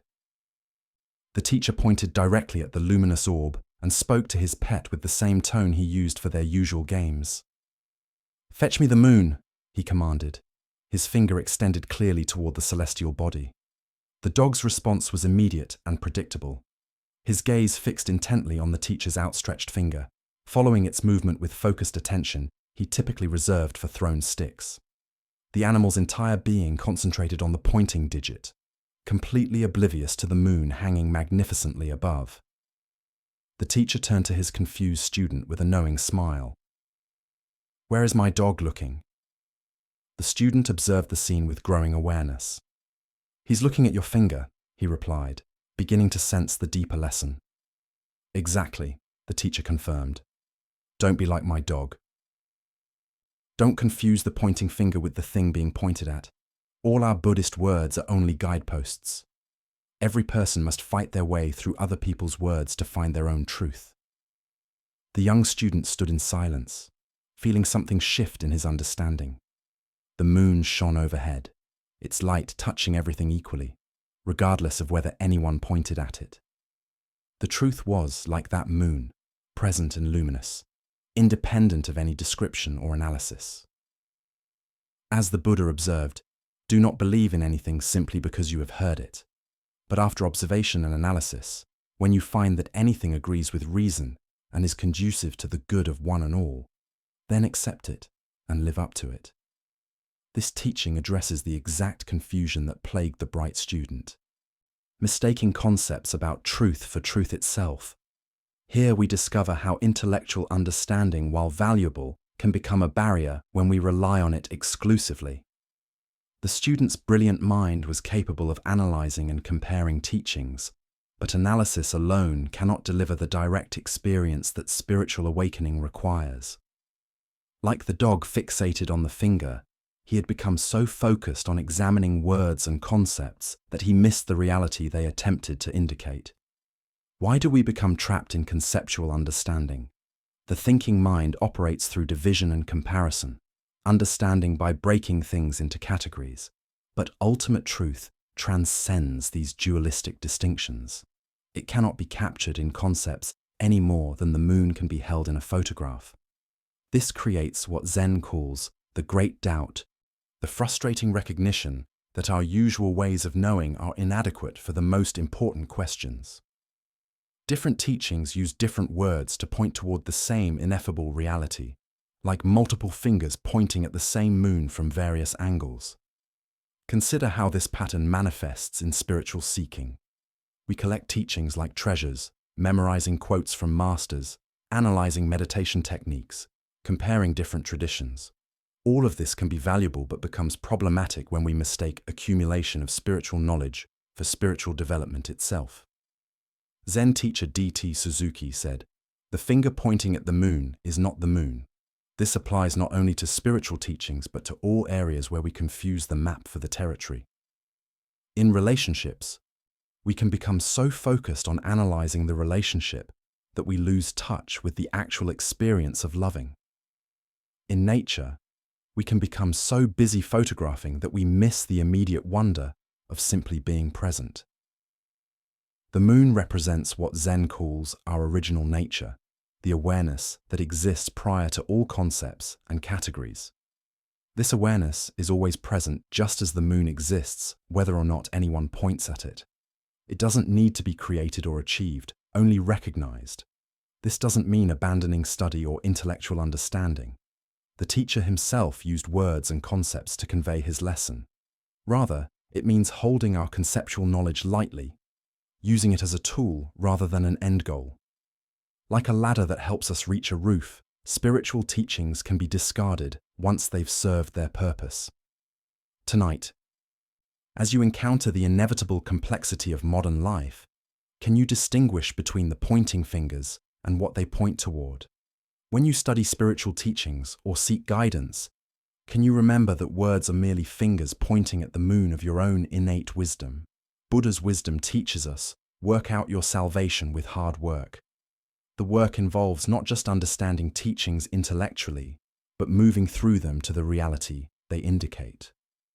Let us now explore a story about choice, responsibility, and the power we hold in every moment. This is the tale of the young man and the bird. A clever young student had grown tired of his teacher's seemingly wise responses to every question. He was convinced that the old master simply spoke in riddles to appear profound. And he decided to devise a test that would expose what he believed was mere pretense. After thinking for several days, he conceived what he thought was the perfect trap.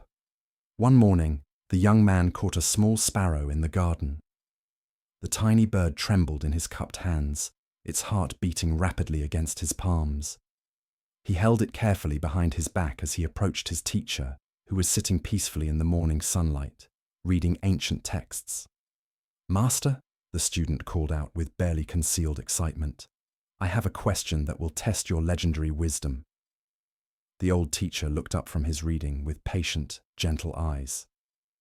He had seen this look of mischievous confidence in many students over the years, and he understood the young man's need to challenge authority as part of his own growth and learning. "Please," the teacher said simply, "ask your question." The student stepped closer, keeping the bird hidden behind his back. "Master, I hold a small bird in my hands. Using your great wisdom, tell me, is this bird alive or dead?" The young man felt incredibly clever. He had created what he believed was an impossible situation for his teacher. If the master answered alive, he would quickly snap the bird's neck and reveal the dead creature, proving the teacher wrong. If the master answered dead, he would simply open his hands and let the living bird fly away, again proving the teacher's lack of true insight. Either way, the student was certain he would expose his teacher's supposed wisdom as nothing more than lucky guessing and philosophical double talk. He waited eagerly for the response that would give him the satisfaction of finally outsmarting the old man. The teacher sat quietly for a long moment, not trying to peer behind the student's back or gather more information. His eyes seemed to look not at the student, but through him, as if perceiving something far deeper than the simple trick being attempted. Finally, with a gentle smile that held both compassion and understanding, the master spoke. "The answer, my young friend, is in your hands." The student stood frozen, his mouth hanging open slightly. In 3 simple words, his elaborate trap had been completely dismantled. The teacher hadn't fallen for either option of the false dilemma. Instead, he had pointed to something far more profound, the fundamental truth that the student himself held the power to determine the outcome. The young man looked down at his hands, still cupped behind his back, feeling the tiny bird's rapid heartbeat against his palms. He realized with startling clarity that the master was right. The bird's fate had never depended on the teacher's answer or supposed wisdom. It had always been entirely in the student's control. More than that, he began to understand that this was true about far more than just this moment. The power to choose life or death, creation or destruction, compassion or cruelty. All of it was always in his hands in every situation, every day. Slowly, the young man brought his hands forward and opened them. The small bird sat still for just a moment, as if gathering itself, then spread its wings and flew into the blue sky, disappearing among the trees. Buddha's wisdom teaches us, we are what we think. All that we are arises with our thoughts. With our thoughts, we make the world. This ancient wisdom illuminates the profound responsibility that comes with conscious choice. and the recognition that we are always the architects of our own experience. Why do we so often look outside ourselves for answers that can only be found within? Zen Buddhism points to our tendency to seek authority figures who will tell us what to do, what to think, what to choose. But the deepest teaching is that true wisdom cannot be given from one person to another. It can only be discovered through our own conscious engagement with life. The student's questions seemed to be about the teacher's insight, but it was actually about his own power.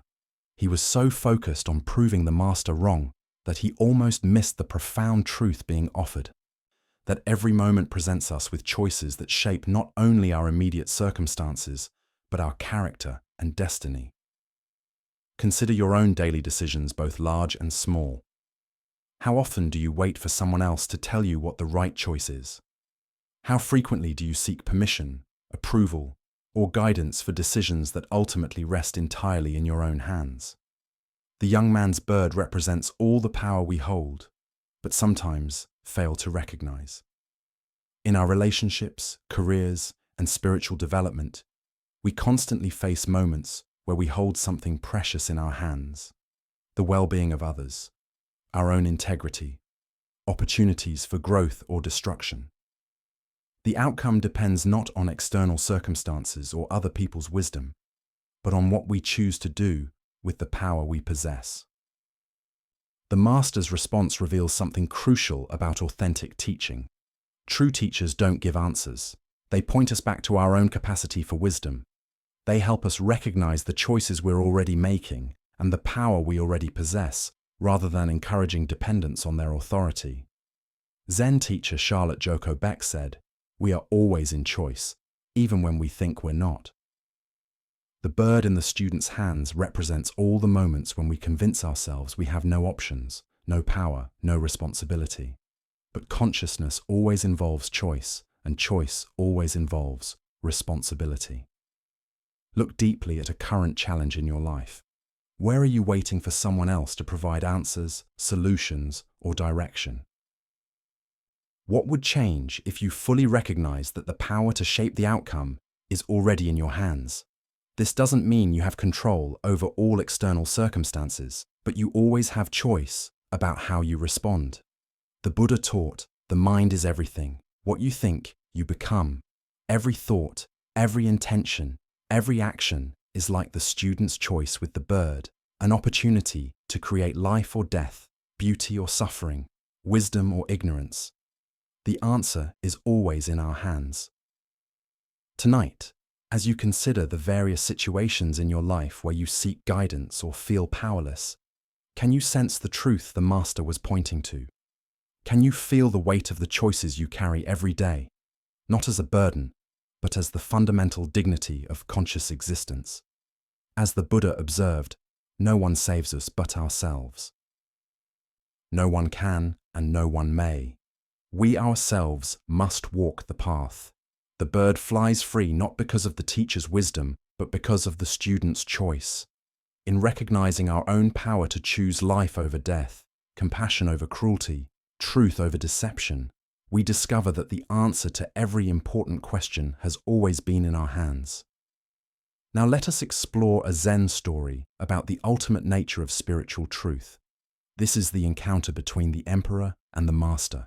In ancient China, there ruled an emperor known throughout the land for his devotion to the Buddhist path. Unlike rulers,